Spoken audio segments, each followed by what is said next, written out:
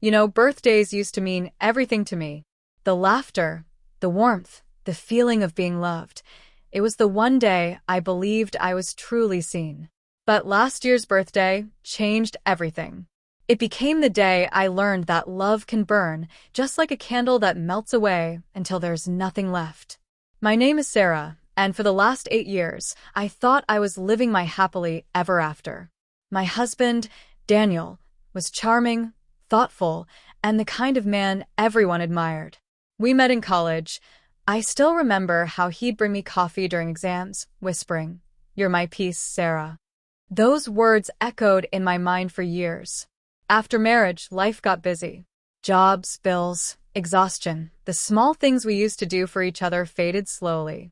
But I held on, because I believed love wasn't about perfection. It was about persistence. And Daniel, though distant lately, was still my person, or so I thought.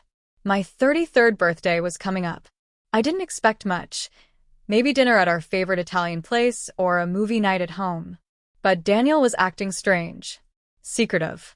He'd whisper on the phone, hide his screen when I walked in, and once, I even caught him deleting messages. When I asked, he smiled that familiar smile and said, "Babe, it's your birthday week. Just trust me, okay?" I wanted to. So I did. On the night of my birthday, he told me to dress up. Something elegant, he said. He blindfolded me before we got in the car. I laughed, feeling butterflies like I hadn't in years. Maybe this was his way of bringing back the spark. When he finally took off the blindfold, I gasped. We were in the little lakeside cabin where he proposed to me 8 years ago. Candles flickered everywhere. A small cake on the table read, "To new beginnings." I turned to him, my eyes already teary, but he didn't smile back. He looked nervous, broken even. And that's when my heart started to race. He took a deep breath and said, "Sarah, before we move forward, there's something I have to tell you." My smile faded. His voice shook as he continued, "I haven't been honest with you for months. I've been seeing someone else." The words hit me like a storm I didn't see coming. I felt my knees weaken. My chest burned. The room spun. He kept talking about how it started at work, how it just happened, and how he never meant to hurt me. But all I could hear was the crackling of the candles. The same candles I once thought symbolized love and warmth. Now they just mocked me. I asked him who she was. He hesitated. And that hesitation, that silence, told me everything. It wasn't just anyone. It was Emma, my best friend since high school. The same woman who helped plan my wedding. The same one who called me every week, pretending to care.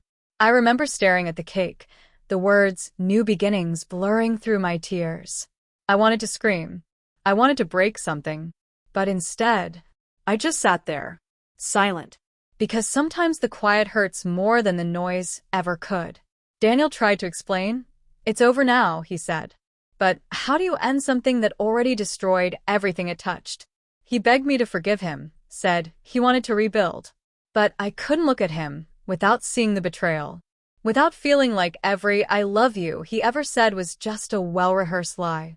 I left that cabin without blowing out a single candle. I couldn't, because what was there to wish for anymore? The days after felt like walking through ashes. Emma tried to call, to apologize. I never answered.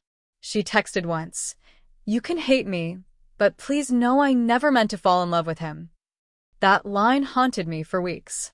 Because love shouldn't destroy someone else to exist. Daniel moved out a month later. We didn't fight. We didn't even talk. We just drifted apart, like strangers who once shared a dream. A few months later, I found myself back at that same lakeside cabin. I don't even know why I went. Maybe to close the chapter properly. The air was cold, and the lake shimmered under the moonlight. I lit one candle, the only one left from that night. But this time, I didn't light it for Daniel. I lit it for me. Because in that quiet, I realized something. Betrayal breaks you, yes. But it also reveals the parts of you that are stronger than pain. I thought I'd never love again, not romantically, not even myself. But healing has a way of sneaking up on you. Sometimes in the form of peace, sometimes in unexpected kindness. A few months later, I met Ethan. Not through some grand moment, just a simple smile at a bookstore. And somehow, for the first time, love didn't feel like fire. It felt like light. Gentle, patient, and real. Looking back, I don't hate Daniel anymore. I don't even hate Emma. Because if they hadn't broken me, I might never have learned how to rebuild myself. That birthday didn't mark the end of love. It marked the beginning of self-love. And the candle I lit that night, it still burns in my heart, reminding me that sometimes the love we never expected is the one we find within ourselves. This was my story, one of betrayal, heartbreak, and rediscovery. If you've ever been hurt like this, I want you to know you're not alone, and your light will return.